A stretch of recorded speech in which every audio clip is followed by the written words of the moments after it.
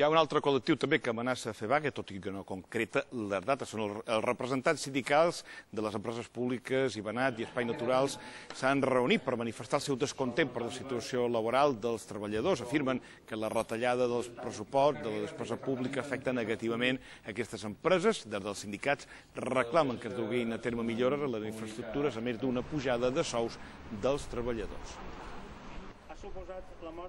Dins la Conselleria de Medi Ambient som l'empresa que té més efectius i amb una disposició de mobilitat que com diríem automàtica. Crec que és prou coneguda la tasca que està fent Ibanat a nivell de les Illes Balears i els treballadors any darrere any han anat aguantant això.